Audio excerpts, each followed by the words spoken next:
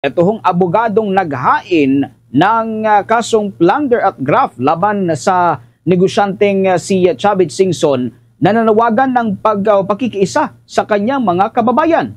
Alamin natin ang buong detalye ng balitang yan, tinutukan ng Bombo Radio Vigan. Nanawagan ng pagkakaisa si Attorney Estelita Cordero sa kanyang mga kababayan upang labanan ang mga nangyayaring pagnanakaw ng pondo sa Ilocos Sur. Kasunod dito ang kanyang paghahain ng kasong graft at plunder laban kay dating Narvacan Mayor Luis Chavit Singson sa Office of the Ombudsman kahapon October 20. Sa panayam ng Bombo Radio Vigan kay Cordero, hindi siya kumikilos para sa kanyang sariling interes o pamilya, kundi dahil sa nakikita niyang aping-api ng kanyang mga kababayan, ngunit karamihan sa kanila ay takot lamang magsalita.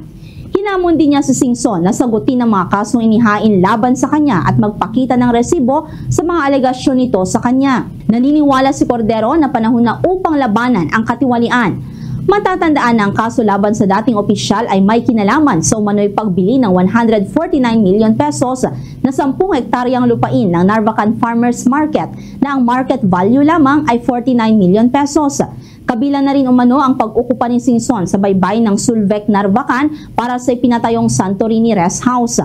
Una nang sinabi ni Singson na hindi nito ikinababahala ang mga kasong inihain sa kanya at nakahanda umano itong sumailalim sa tamang proseso. Lahat po ng aking ginagawa para sa bayan at sa probinsya na po natin. Wala po akong gustong para sa sarili ko o sa pamilya ko. Ang pamilya ko, wala ho sila rito. Ako lang pong mag-isaan nandito. Anong pakinabang ko sa paglalaban ko kay Chavit? Bakit?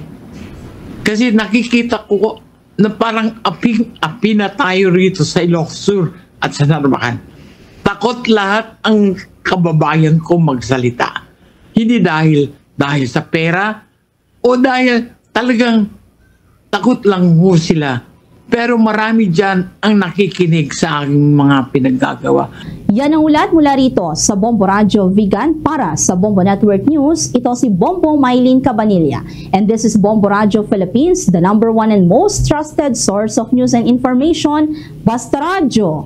Bombo! For the most trusted source of news and information, visit our website at www.bomboradio.com. Follow us on Bombo Radio mobile app, Facebook, YouTube, TikTok, and X, formerly Twitter.